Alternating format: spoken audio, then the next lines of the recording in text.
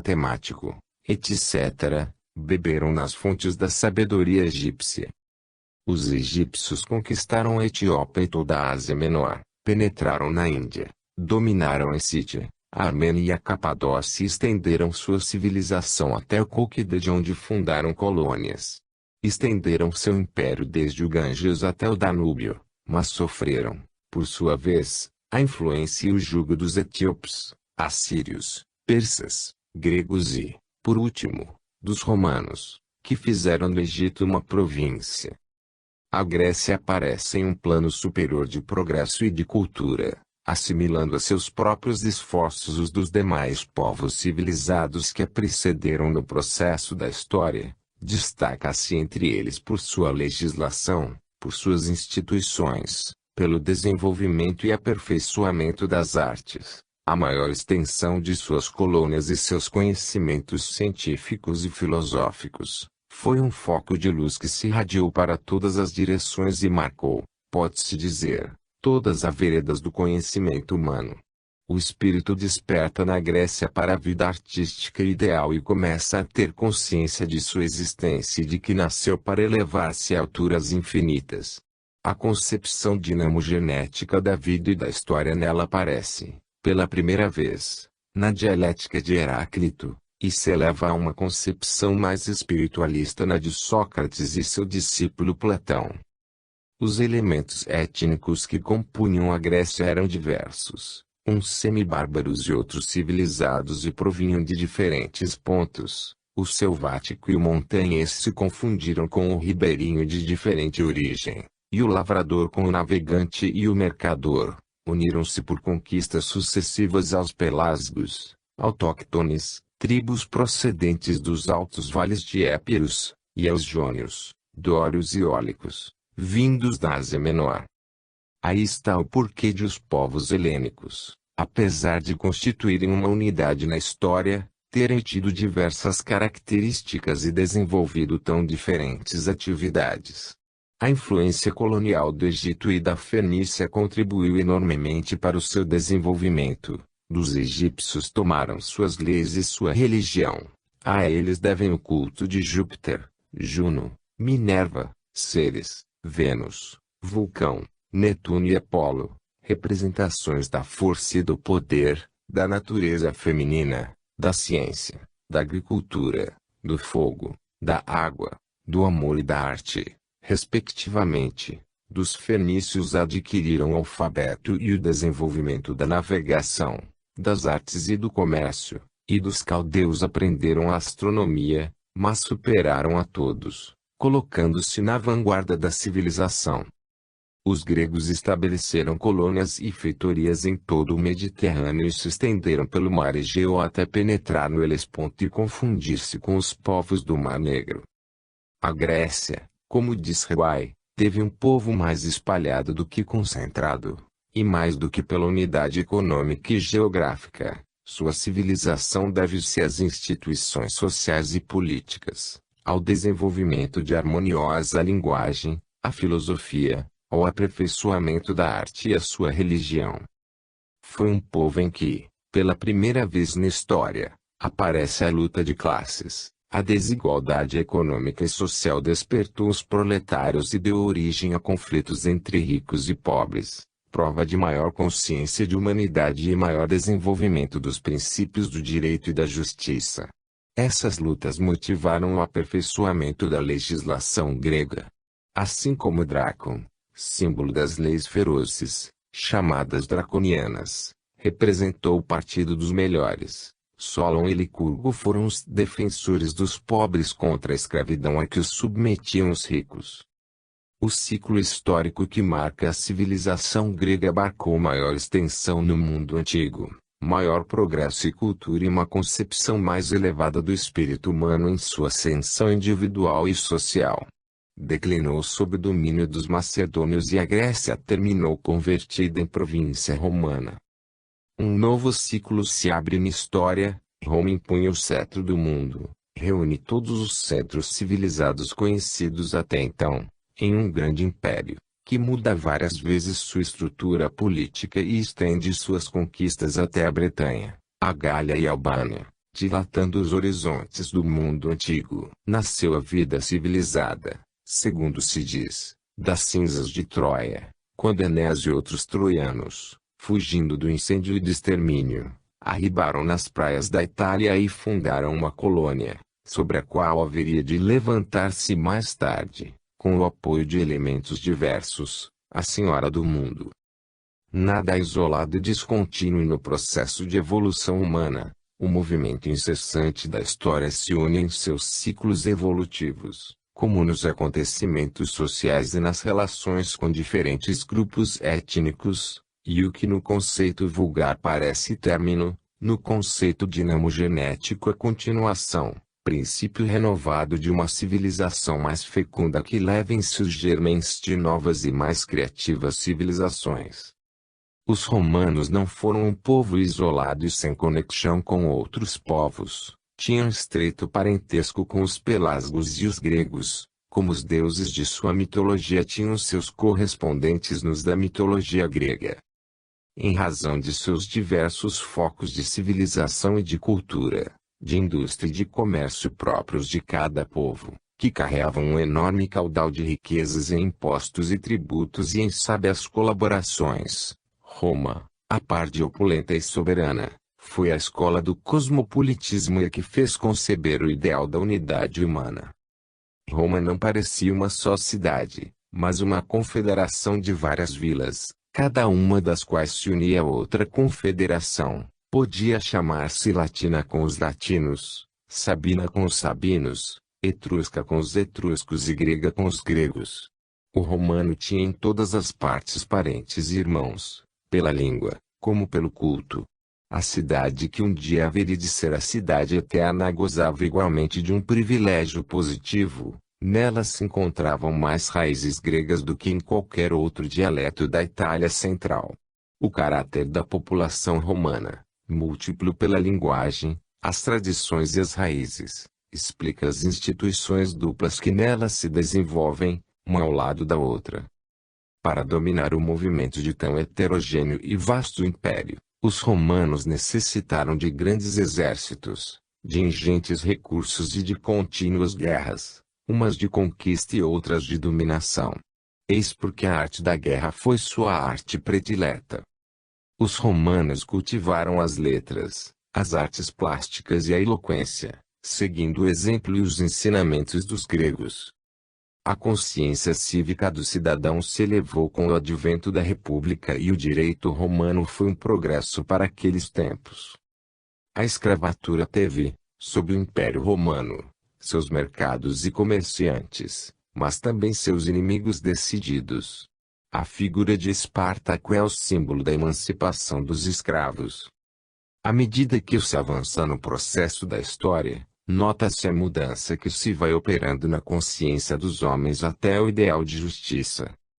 Diante dos protestos dos patrícios e dos ricos usurários, devido à lei que proibia reduzir os pobres à escravidão por dívidas, Sérvio Túlio respondia: a natureza criou livres os homens, a lei deve corrigir o erro da sorte que lhes tirou a liberdade. Sob o Império Romano, em plena corrupção e feroz despotismo, aparece o cristianismo com sua doutrina de amor e de justiça que frutificaria mais tarde, não nas igrejas, mas na consciência dos homens. O estoicismo tomou grande impulso entre os romanos e contribuiu para suavizar os costumes e as leis. Sêneca, o filósofo estoico, teve o valor de dizer que todos os homens, inclusive os escravos, estão compostos dos mesmos elementos, com os mesmos sentidos e a mesma razão, saídos do mesmo princípio supremo, semelhantes entre si e originariamente iguais. Tudo que uma potência ganha em extensão, perde em força, e Roma não pôde escapar desta lei, à medida que avançava em conquistas e crescia em ambições, ia diminuindo em virtude e em poder. Perdeu o equilíbrio de suas forças, gastou-se em guerras e em revoltas internas, sangrou suas províncias e corrompeu seus costumes e instituições. As intrigas e ódios dos patrícios e plebeus sucedeu à fraqueza de seus príncipes, O relaxamento de seus chefes e imperadores e Roma sucumbiu ao empurrão dos bárbaros, para dar começo a um novo ciclo da evolução humana.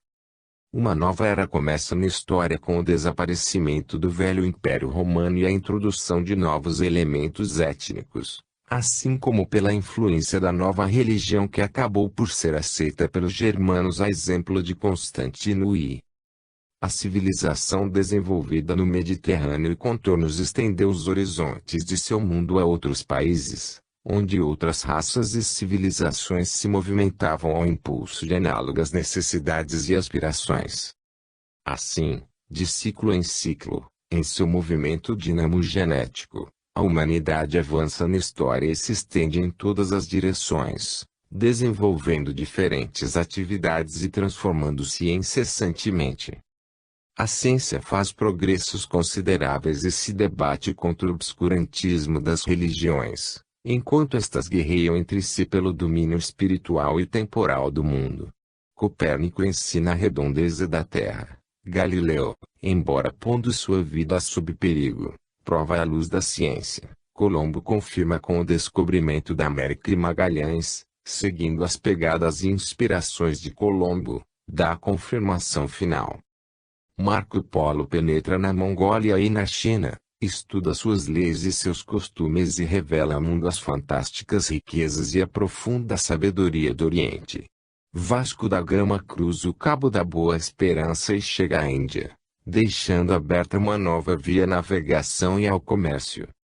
O mundo se alarga, os oceanos abrem-se à intrepidez dos navegantes, o comércio e a indústria aumentam consideravelmente.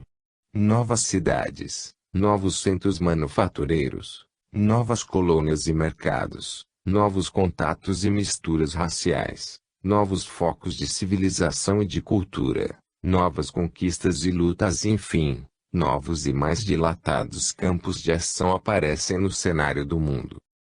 Na Idade Moderna se elevam, com o Renascimento, os avanços das civilizações passadas, é o ressurgimento das ciências, artes e letras, elevadas um maior esplendor e brilho, que deu ao mundo grandes homens de ciência, célebres músicos e pintores, poetas excelsos e, enfim, literatos e navegantes não menos célebres.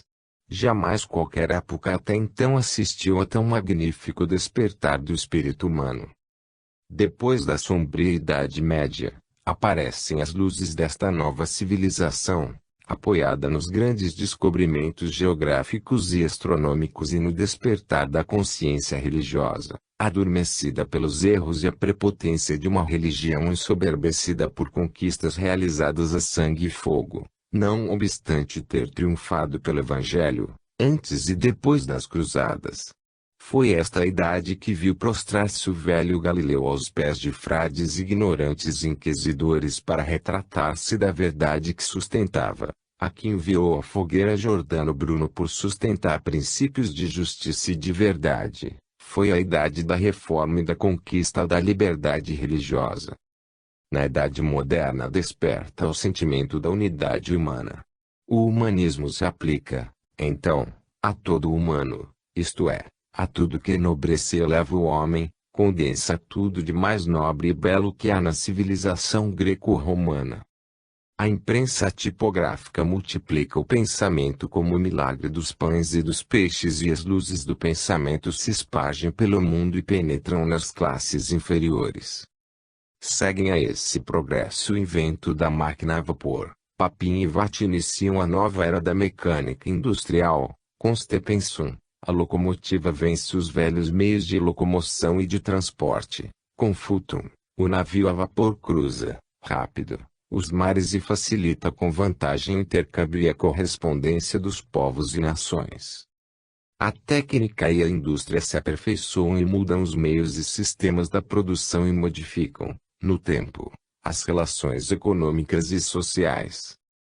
A astronomia faz progressos notáveis. O antigo sistema de Ptolomeu é modificado por descobrimentos geniais de Copérnico, Kepler, Newton e Laplace e com eles mudam, fundamentalmente, as concepções do mundo, deixando para trás teorias e doutrinas atrasadas.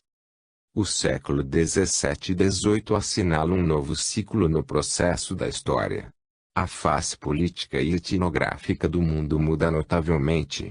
Os progressos materiais e espirituais dos séculos passados somam-se a este, e a humanidade que sofre e pensa já não pode conter-se nos velhos moldes da Idade Média e séculos subsequentes. Novos estados somam-se aos existentes e uns lutam contra outros pelo domínio das colônias, expostas à avidez de aventureiros e de reis insaciáveis. As guerras sucedem-se no afã de riquezas e de predomínio. Apesar dos progressos alcançados, as classes pobres não haviam conseguido melhoras apreciáveis em sua liberdade e condições de vida. A escravidão, não de todo extinta, havia sucedido à mais abjeta servidão. O antigo amo foi substituído pelo senhor feudal. Uma classe intermediária, a burguesia, já desenvolvida em virtude dos progressos da técnica e da indústria, ergue-se contra os direitos feudais, ajudada pelos camponeses e proletários. Os grandes filósofos e pensadores franceses do século XVI, Voltaire, Rousseau, Diderot, D'Alembert, etc., exaltaram os ânimos dos povos, pondo de manifesto a corrupção da nobreza e do clero. A Revolução de 1789 derrubou o velho regime feudal e proclamou os direitos do homem. Foi o triunfo da igualdade política, erroneamente interpretada, sobre a base da desigualdade econômica. O antagonismo entre a burguesia e o feudalismo não explicava tudo. Existia outro mais profundo e universal, que dividia a humanidade em duas classes economicamente opostas, a possuidora e a dos pobres, os ricos e os produtores, cujos primeiros conflitos assinalamos na Grécia e mais tarde em Roma. Nesta ligeira exposição de fatos históricos seguimos o desenvolvimento humano através das idades, de século em século, e vimos as mudanças que se haviam operado em todas as ordens da vida. Pudemos apreciar que, assim como o homem, considerado como espécie, tem antecedentes biológicos e se encadeia na vida animal, seguindo a série retrospectiva de seus antepassados. A sociedade atual possui antecedentes históricos aos quais está ligada por diferentes formas de sociedade, até perder-se nos grupos mais distantes da pré-história, que, em virtude do determinismo da história, os fenômenos se ligam uns aos outros, em perpétuo movimento, sem descontinuidade, indo sempre do mais simples ao mais complexo, do particular ao geral, do individual ao coletivo, em uma progressão relativa ao grau de progresso anterior, não obstante os estancamentos parciais e os aparentes retrocessos. Isto prova, de pronto, que a evolução humana não vai em decadência e que, como diz Oliver Lodge, o homem está dando os primeiros passos no caminho que há de seguir de hora em diante. Temos observado também que os povos da antiguidade, longe de permanecer independentes e sem relação de continuidade nem influências recíprocas, viveram relacionados entre si em constantes lutas, subjugando-se uns aos outros, fazendo pagar tributos, unindo-se ou escravizando-se, escalando as raças ou famílias, mudando os produtos do solo e da indústria, estabelecendo colônias, que passavam de umas para outras mãos, destruindo e construindo cidades e impérios, introduzindo costumes novos, modificando ou assimilando crenças, copiando ou imitando o alheio, aprendendo uns de outros suas ciências, artes, indústrias e sistemas filosóficos e elevando-se em busca de maior perfeição. Este mesmo ou análogo processo vem se verificando no curso da história, até nossos dias, ainda que com maior complicação e alargamento, à medida que as relações humanas se ampliam e se tornam mais complexas. Vemos, pois, que na história como no universo, tudo se move e se transforma em constante renovação, que nada é permanente e igual a si mesmo em dois momentos históricos distintos, que tudo chega a ser, mudando perpetuamente de lugar e de tempo, de quantidade e qualidade, que a história não se repete nem se detém, Nem há nela dois fatos idênticos que possam ser transplantados a diferentes meios e épocas, com idênticos resultados. Vemos, enfim, que tudo se modifica sem cessar, nos indivíduos e nos povos, no material e no espiritual, elevando-se de umas formas a outras mais perfeitas, de um progresso a outro maior, que resume os progressos anteriores. Em nosso conceito dinamogenético da história, vemos o homem em constante atividade, jamais satisfeito com seu estado, suas conquistas nem com os progressos alcançados, sem ocupar lugar definitivo, lutando sempre, acionando contra as condições desfavoráveis do meio, buscando novas e mais cômodas adaptações, aperfeiçoando as indústrias, as artes e as ciências, penetrando o desconhecido, esquadrinhando as causas dos fenômenos que o rodeiam, inquirindo a razão das coisas, inventando, descobrindo, aprofundando os problemas mais abstratos, avançando, enfim, em todos os sentidos, impulsionado por necessidades materiais e pelas inquietações do espírito, isto é, transformando-se sem cessar e elevando-se em asas do progresso sem limites. Mas esse movimento progressivo não se realiza mecanicamente e apenas em virtude dos fatores materiais. A sociedade não é um mecanismo, senão um dinamo-psiquismo que põe em movimento os elementos da vida material e para o qual cada indivíduo contribui com suas ideias, sentimentos e ações. Há um caudal de progresso material e espiritual que se vai somando ao progresso adquirido. O homem não é um veículo que a necessidade empurra sempre por trás e ao acaso, como sustentam os mestres do materialismo histórico. Engeus, leva em si mesmo a força motriz e diretora de suas decisões, capaz de dominar as forças materiais da história, de reagir contra o meio, contra a estrutura econômica, e traçar novos rumos à sociedade. O espiritismo dialético, em seu conceito dinamogenético, considera os fenômenos históricos em seu movimento causal, encadeando-se uns nos outros segundo suas ordens e estas ordens entre si. Mas, por razões de ordem científica e filosófica, evidenciadas nos fenômenos biológicos e psíquicos, rechaça a causalidade cega que impulsiona a evolução histórica ao acaso. A ideia da evolução, diz Lodge, implica necessariamente a de tempo, a do progresso e até certo ponto a do esforço. Nada é estático na evolução. A evolução implica a ideia de avanço segundo um desejo, um plano preconcebido, que não nos parece completamente claro na execução e que, por força, há de encontrar em seu caminho os obstáculos naturais e os fracassos temporais. Se há progresso no desenvolvimento da humanidade, este deve, necessariamente, obedecer a uma lei, em virtude da qual os fenômenos históricos se encaminham até um fim cada vez mais elevado e este fim, indefinido, reclama também, necessariamente, uma direção. E se não existe progresso, coisa que nenhum materialismo histórico pode negar, ainda que o pretenda, nem finalidade, nem, por conseguinte, direção, o mecanismo, e também o fatalismo histórico se impõe. Mas o progresso é evidente, e a sociedade não é um mecanismo, nem os homens são simples engrenagens que se movem apenas sob o impulso de forças exteriores. Não há, é verdade, na sociedade humana, uma finalidade de conjunto, nem poderá haver enquanto os interesses e as aspirações não sejam comuns, e, embora esta afirmação pareça um tanto paradoxal, a direção da sociedade não depende da sociedade, mas dos indivíduos e coletividades cujas ideologias revolucionárias vão na vanguarda do progresso moral e social e acabam por se impor à consciência dos povos.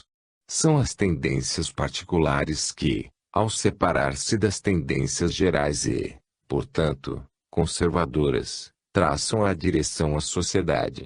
E quando essas tendências se generalizam e triunfam nos fatos, fazendo-se por sua vez conservadoras, outras, intérpretes de novas necessidades e com uma visão mais avançada do progresso, nascem e impõem nova direção, E assim, de ciclo em ciclo, a humanidade eleva-se para formas cada vez mais perfeitas.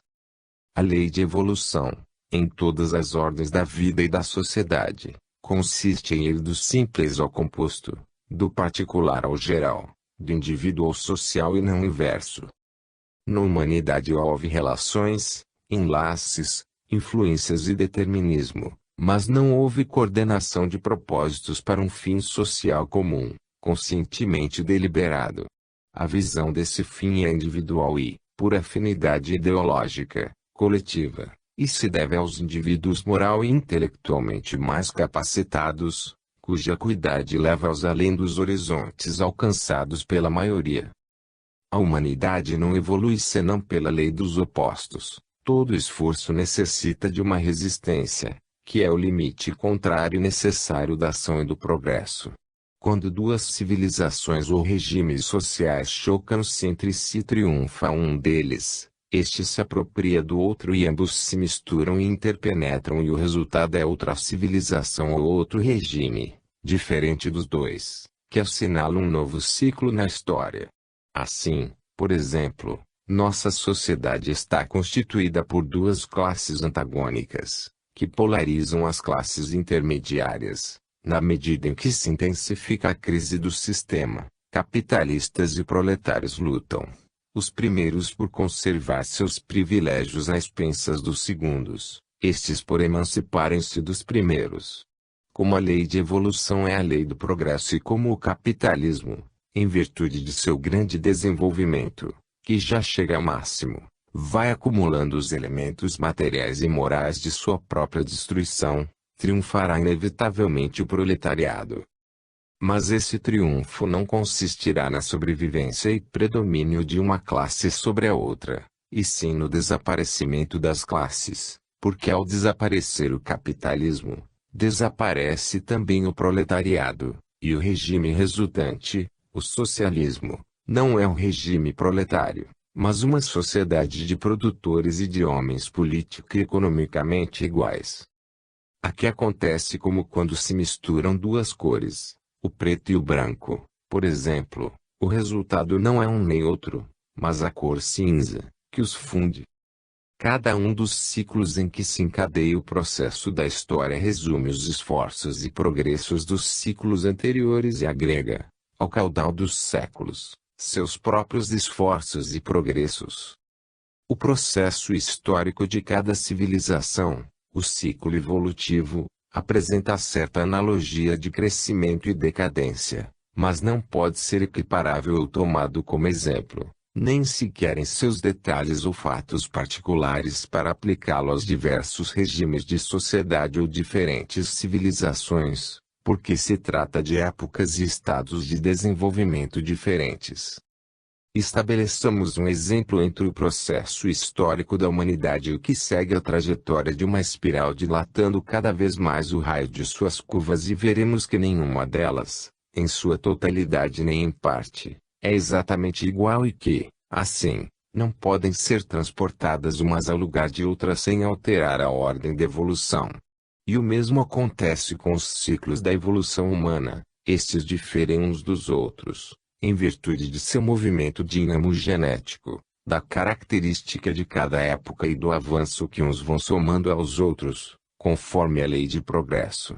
O ciclo evolutivo, sob o regime feudal, difere fundamentalmente dos diferentes regimes anteriores, como do regime atual.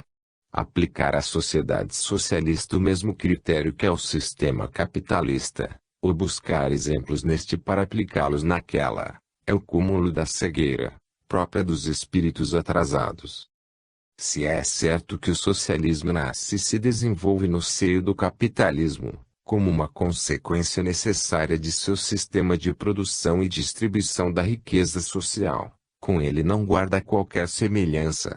Mesmo herdando o fruto de seus esforços e a enorme riqueza acumulada no curso de muitos séculos, com o apoio de outras civilizações, sua organização econômica e política, sua justiça e sua moral igualitárias diferem fundamentalmente das do regime capitalista.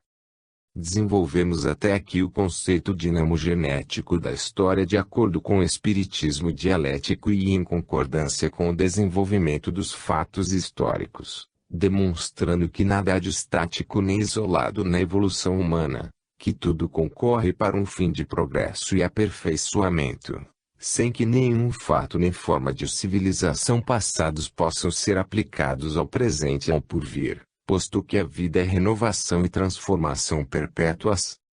Todavia esta verdade não é acessível aos espíritos superficiais e conservadores, que se aferram às velhas formas do passado, ao quietismo vulgar ou religioso, não obstante fazerem-se passar, em muitos casos, por evolucionistas ou pretender um evolucionismo teórico e acomodatício que está muito longe de ser expressão fiel dos fenômenos biológicos e históricos. À frente da história não veem-se senão acontecimentos isolados e descontínuos, séries particulares sem encadeamento entre si, cada ciclo da evolução histórica, cada povo, civilização, é, nesse critério, um todo acabado, sem conexão nem união com os demais povos ou civilizações. Cada época tem sua história à parte, independente, sem causalidade nem determinismo que a liga a épocas anteriores e subsequentes. A evolução se efetua em círculos. Uma civilização é uma humanidade descontínua que nasce, se desenvolve, chega ao seu apogeu, decai e fenece na estrutura formada, com seus símbolos e seus costumes, sem se entrosar com outras, mas que podem ser transplantadas a diferentes épocas. Ainda há quem creia na restauração dos velhos impérios, na volta do Messias ou no regresso ao comunismo primitivo.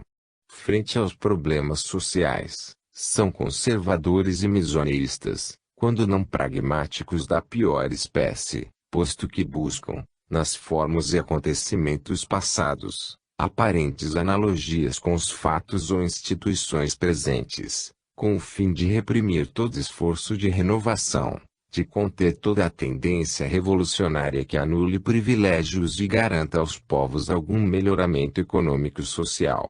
Fundando-se neste pragmatismo da história, trazem para comparação fatos passados que, longe de servir de ensino e emulação às novas gerações, para avançar no caminho do progresso, resultam em anacronismos, sem aplicação lógica na época presente que diferem fundamentalmente das épocas passadas. A essa espécie de pragmáticos pertencem muitos espiritualistas modernos, que recitam os versículos da Bíblia ou as palavras dos santos católicos, quando não aludem com fidelidade evangélica às doces parábolas de Jesus, enquanto dão as costas ou anatematizam os que, sem repeti-las, seguem o exemplo de sua vida. Para estes critérios anquilosados, tomados dos velhos pergaminhos, a história se repete periodicamente, sem sair do círculo vicioso em que eles se encerram. Frequentemente se lhes ouve dizer que a humanidade foi sempre o que é, que a sociedade não pode mudar o sistema, que as coisas não são o que têm que ser, que cada um ocupa o lugar que lhe corresponde na natureza e na sociedade, que, enfim, tudo nela está na mais perfeita ordem, na mais completa harmonia. Os que assim falam ou escrevem, sábios ou ignorantes, materialistas ou espiritualistas, qualquer que seja sua crença ou escola, expressam um critério vulgar, um conceito falso da vida e da história. Esquecem que nenhuma coisa é absolutamente idêntica a si mesma em dois momentos distintos, que o homem de ontem não é exatamente igual ao de hoje, nem o de hoje será igual ao de amanhã e que o mesmo indivíduo muda constantemente de físico, situação, ideias e até de personalidade e também no curso da evolução espiritual, de personalidades. Esquecem, por outra parte, que a harmonia do universo nada tem de estática, que é, pelo contrário, movimento, perfectibilidade, equilíbrio de forças e de formas sucedendo-se umas às outras em atitudes diversas, renovando-se e transformando-se sem cessar.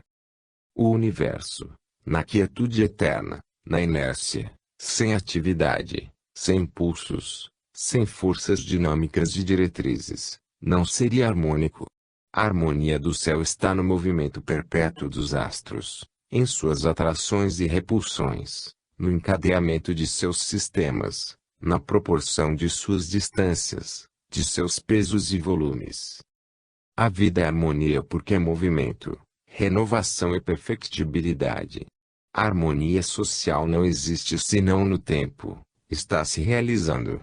Não negamos que a história pragmática, equiparando alguns fatos passados com os do presente, possa deduzir ensinamentos para o futuro, mas este somente tem um valor positivo quando os fatos, que se mostram como exemplo, servem de estímulo ao progresso e de experiência para os casos análogos, já que não são iguais, em que os indivíduos ou os povos se superam a si mesmos, ao meio e as condições deprimentes em que vivem e não quando servem para sua estagnação ou submissão. A distância que separa o homem atual do homem primitivo é enorme, e foi percorrida graças aos contínuos esforços do mesmo homem.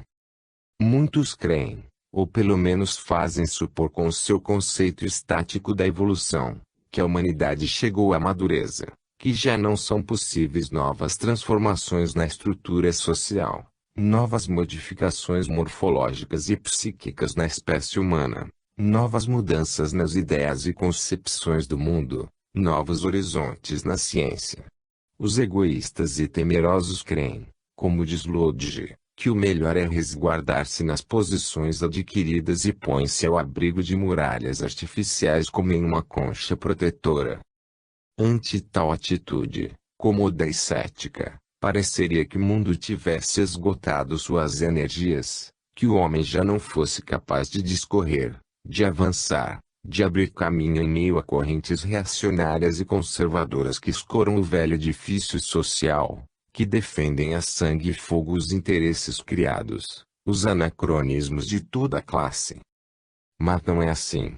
O progresso é uma lei ineludível, e essa atitude negativa e atrasada, contra os que ostentam ideias de renovação e de progresso, obedece mais a uma convenção ideológica, a uma situação acomodatícia e ao grito de reação dos que se afogam no caos da sociedade que fenece, presos aos privilégios e interesses materiais.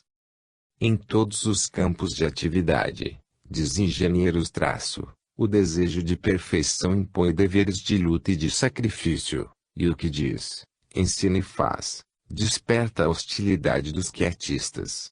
Não enfrentam esse risco os homens moralmente envelhecidos, renunciaram à sua própria personalidade, entrando nas filas, marcando passo, vestindo o uniforme do conformismo. Se são capazes de um esforço, será sempre contra os ideais da nova geração, unindo-se em defesa dos interesses criados e sentindo-se respaldados pelo complexo aparelho coercitivo da sociedade. Capítulo 5. Continuidade biopsíquica, crítica ao materialismo dialético. Expusemos nos capítulos anteriores as considerações pertinentes ao conceito dinamogenético da vida e da história, sem entrar em explicações e raciocínios críticos fundamentais e deixando alguns dos pontos enunciados sem elucidar. Agora é o momento de entrarmos nessas considerações, a fim de precisar mais nosso ponto de vista do espiritismo dialético. Dizíamos ao tratar da vida que a descontinuidade morfológica não implica em descontinuidade biopsíquica, isto é, o fato da série de determinadas formas biológicas terminarem um ciclo de evolução não significa que a vida psíquica desenvolvida nessas formas desapareça com elas. E o que dissemos a respeito dos gêneros, espécies, etc. E aplicável igualmente aos indivíduos, cuja essência biopsíquica persiste através de todas as mudanças e transformações.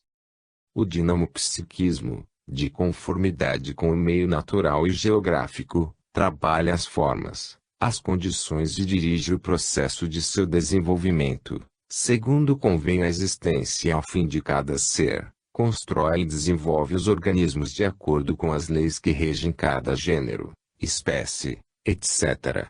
E realiza as adaptações provisórias, selecionando e aperfeiçoando os meios de subsistência.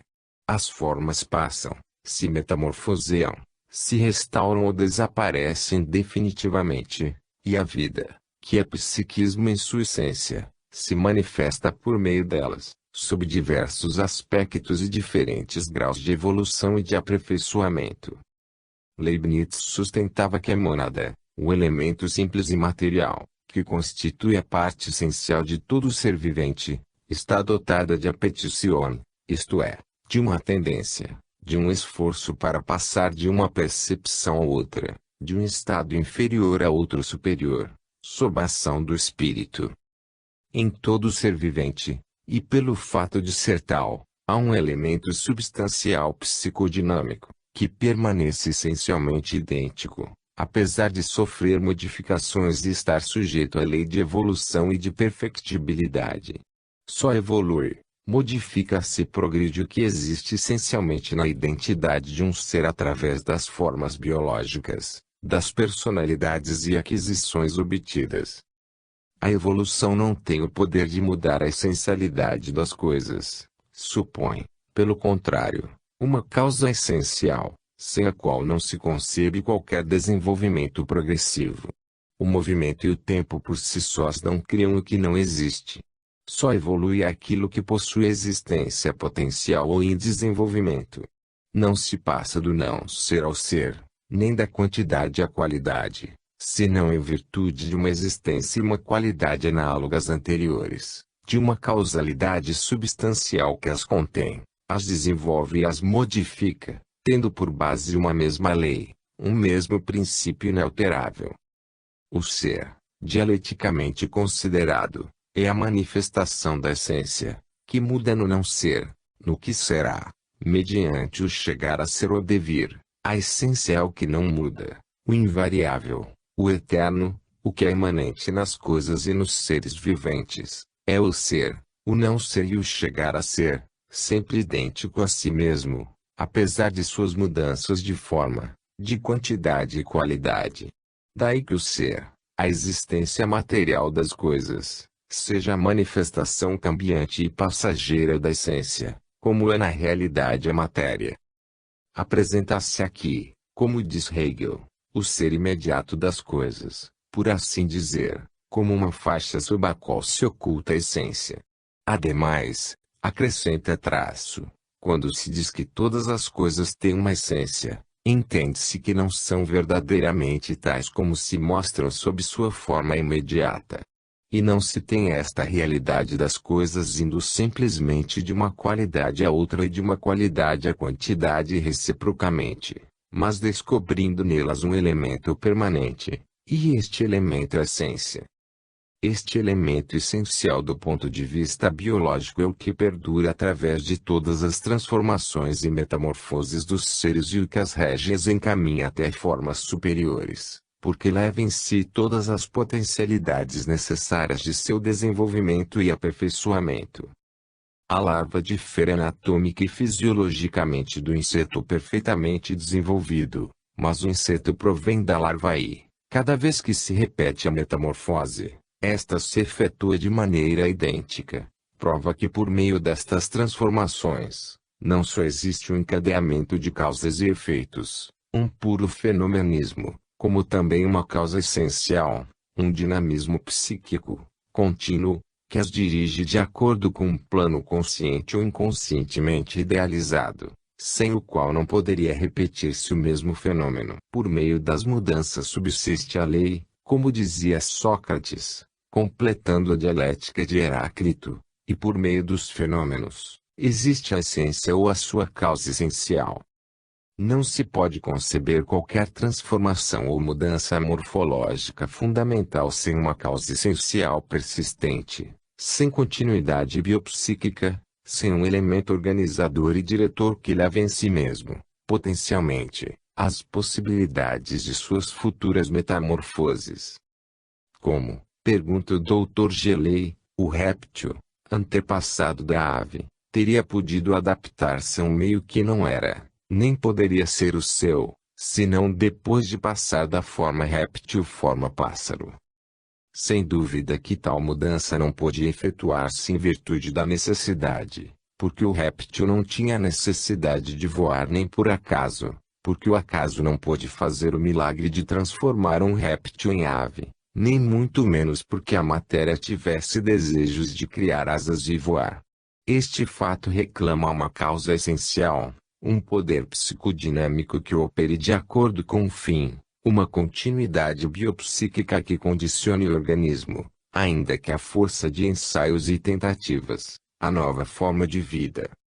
A concepção da evolução dirigida por assimilação dos fatores externos, o testemunho do inseto, diz o citado autor, opõe suas transformações e suas metamorfoses formidáveis, por assim dizer espontâneas, em uma crisálida fechada, retirada, em grande parte, da ação dos fatores externos. A concepção da evolução contínua e ininterrupta por assimilação funcional, o testemunho do inseto opõe-se pelas suas transformações e metamorfoses, por suas alterações progressivas ou regressivas durante a vida laival, como a crisálida, sobretudo, com o incrível fenômeno da histólise, reduzindo a maior parte dos órgãos a uma massa amorfa antes das transformações iminentes. O resultado destes fatos, como de outros análogos, produzidos em certas espécies de moluscos e crustáceos, é que tais metamorfoses, necessárias para a morfologia do inseto perfeito, reclamam um princípio diretor, inalterável e imanente, isto é, a continuidade biopsíquica, através das formas e qualidades passageiras. A causa essencial da evolução não está, pois, na influência do meio exterior, nem nas reações da matéria orgânica frente a esta, mas em um dinamismo psíquico biocêntrico independente, superior e diretor da matéria orgânica. A biologia moderna, e por extensão a psicologia e a filosofia, reivindicam para o espiritualismo científico este princípio essencial da vida, sobre a base dos fenômenos biológicos melhor estudados e compreendidos, princípios que Leibniz entreviu na concepção da mônada e que Claude Bernard entou na ideia diretriz. Há que reconhecer ineludivelmente, diz Alberini, uma virtude centrífuga no organismo. A vida contém, além das forças conservadoras e estáticas, uma força fluente, finalista, dinâmica. A adaptação implica a seleção de estímulos. Portanto, o valor há de se medir, não em função dos entes que atuam sobre o organismo, mas de acordo com um processo orgânico teleológico. Pauli sustenta que a transformação e, por decorrência, a evolução, devem um esforço íntimo e volitivo de adaptação. Enquanto que para Noegeli, além do plasma nutritivo, idêntico para todas as espécies, existe o ideoplasma especificado, no qual se manifesta uma tendência evolutiva interna com todas as capacidades, todas as potencialidades de transformação e de aperfeiçoamento. A ideoplastia, considerada em biologia como uma hipótese, evidente e necessária, é um fato experimental em metapsíquica, fato que somente a prevenção de espíritos dogmáticos e atrasados nas ciências pode negar.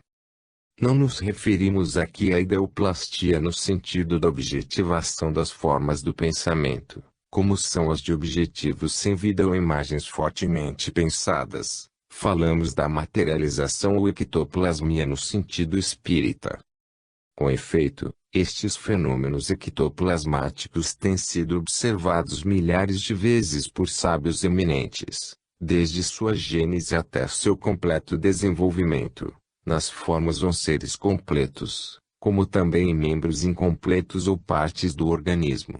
Não se trata de formas fantasmais, mas de membros e de seres que gozam de vida e, neste último caso, de pessoas reais que têm sensibilidade, consciência, vontade e inteligência, que se movem, caminham, pensam, discorrem e têm uma personalidade própria característica. Pode-se lhes pesar e medir, sentir o pulsar e auscultar o coração, fotografá-las e submetê-las aos mais ousados experimentos.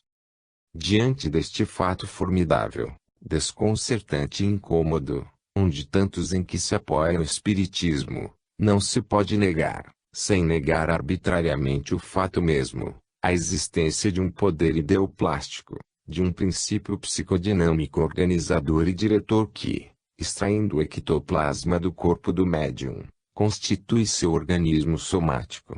E ainda que este organismo tenha uma existência efêmera, o que não acontece com o ser real, que momentaneamente o anima, o qual, tendo existido no mundo da matéria e desaparecido no mundo etéreo, volta à vida material e se manifesta objetivamente, materializando-se por alguns instantes e logo se desmaterializando, para voltar a materializar-se quantas vezes lhe seja possível e necessário. Embora a existência material ou encarnação do homem se realize em virtude de um procedimento e de um processo biogenético diferenciados, nem por isso a influência do espírito sobre a matéria orgânica deixa de ser a mesma. Tomando por analogia uma série de materializações e outra de encarnações do mesmo espírito, vê-se que, em um como em outro caso, existe a continuidade da vida psíquica. A grande lei de continuidade, diz o naturalista Alfred Russel Wallace, verifica-se em todos os reinos da natureza e é, segundo a teoria espírita, perfeitamente aplicável ao espírito humano, que progride indefinidamente. Os dialéticos do materialismo histórico citam em favor da descontinuidade biopsíquica e contra a perfeição e progresso dos seres, o desaparecimento de certas espécies de vegetais e animais. Para eles, que não admitem outra existência real que a da matéria e suas formas passageiras, é cômodo afirmar a descontinuidade da vida e do aperfeiçoamento espiritual. Em sua dialética, tudo se move e se transforma em virtude de um suposto determinismo cego, que impulsiona por trás e ao acaso, segundo Engels, o movimento universal. O mundo, a vida e os seres, marcham sem um objetivo final. A sociedade é como uma nave que tem velas e motor, mas carece do timão e da bússola. Em tal conceito, há processo e evolução, mas não há progresso nem finalidade. Há causalidade fenomenológica, mas não causalidade substancial, determinante e diretriz, isto é, há causas que são fenômenos e que por sua vez produzem fenômenos, sem saber como nem porquê, nem para que e que logo desaparecem após tê-los produzido, mas não causa essencial e persistente, que produza, selecione, evolua e dirige os fenômenos para um fim de aperfeiçoamento e progresso. A aspiração teleológica ou telética, isto é, a tendência ou aspiração para um fim de superação material, espiritual e moral, constantemente renovado pelo poder psicodinâmico do espírito, é, segundo Nicolás Bukharin, uma falácia. Na realidade, diz este teórico do marxismo quando se fala de propósitos inerentes a alguma coisa, supõe-se simultânea e tacitamente a existência de uma força interna extremamente delicada e inescrutável a qual deve atribuir-se o delineamento da finalidade. Este raciocínio, apesar da tautologia, é muito natural, quase uma trivialidade. Mas sigamos o citado autor, em sua pregação contra a falácia da teleologia imanente. Não obstante, diz traço, não é difícil examinar os fatos correspondentes se considerarmos todo o processo evolutivo em conjunto, ou seja, não só as formas e espécies, animais, plantas, povos, porções orgânicas da natureza, que sobreviveram, como também as que foram destruídas. É exato que este tão comentado processo efetuou-se com todas as formas. Não. Mamutes já existiram. Agora não existem mais. Em nossa memória o búfalo morreu, e, em geral, podemos dizer que uma multidão infinita de espécies vivas de todas as classes desapareceram. Com os grupos humanos ocorre o mesmo. Onde estão os incas e os astecas que viveram na América? Onde está o sistema social assírio-babilônico? Onde? A civilização de Creta. E a antiga Grécia? Onde está a velha Roma, governanta do mundo? Todas estas sociedades desapareceram, sua existência pertence ao passado. Mas alguns da multidão inumerável sobreviveram e se aperfeiçoaram. O progresso, portanto, significa que, por assim dizer, contra 10.000 combinações desfavoráveis para o desenvolvimento, temos uma ou duas favoráveis, mas nossos amigos, os teleologistas imanentes, não olham o reverso da medalha, não consideram os inúmeros exemplos de destruição. Obra citada. Seguindo o raciocínio materialista de Bukharin, podemos acrescentar que apenas as formas vegetais, animais e da sociedade humana que ele cita, são argumentos para negar o progresso e a finalidade, se considerarmos que, além dos sobreviventes que ele logicamente reserva para a perfeição, todas as espécies viventes hoje e as que virão, além das sociedades presentes e futuras, desaparecerão um dia com ou sem o planeta em que habitam. Do ponto de vista materialista, claro está, não pode haver perfeição indefinida, progresso nem finalidade. Tudo é acidental na vida, ainda que Bukharin negue o acidente, tudo é passageiro na evolução. E assim sendo, perguntamos, onde está esse poder superior do homem que, segundo o marxismo, chegará a domar a natureza e a dominar as forças da história?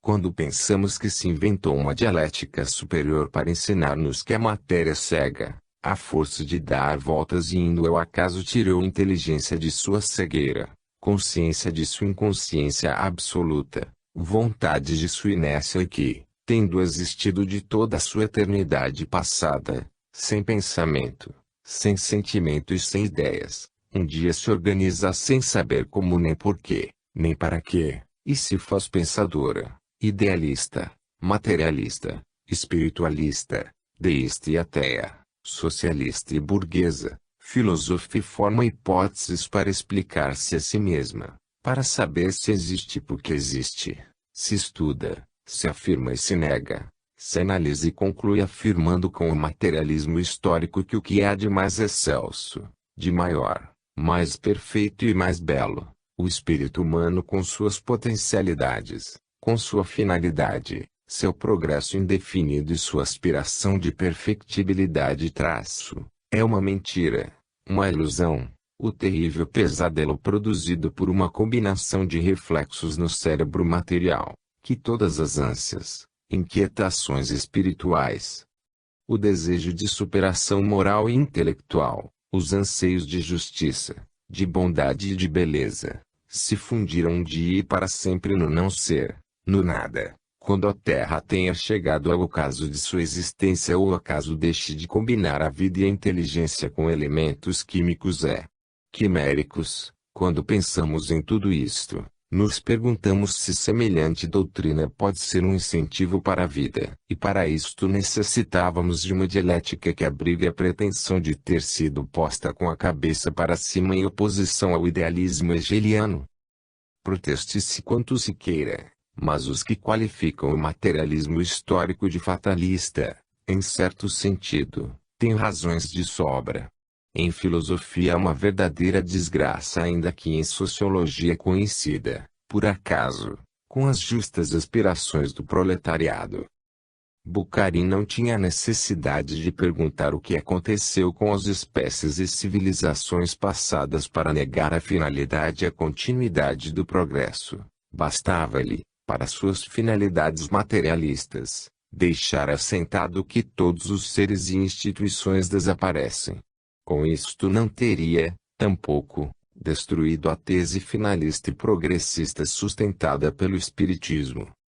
A continuidade biopsíquica não implica continuidade morfológica, e o progresso humano não supõe a permanência de raças, de povos nem de sistemas ou formas sociais.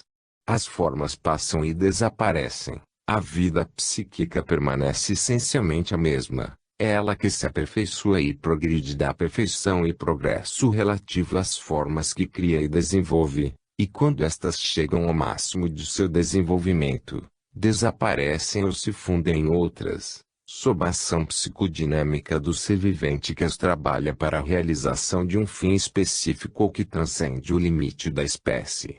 O fato de que tenham desaparecido o mamute, O búfalo e outras espécies animais ou vegetais não prova que a vida psíquica que animava essas formas se tenha extinguido com elas. Para um materialista, sim, porque para ele a vida de um ser não é mais que um composto químico, complexo celular, uma coordenação de centros e modos de funcionar do cérebro. A forma específica não é mais que uma condição de equilíbrio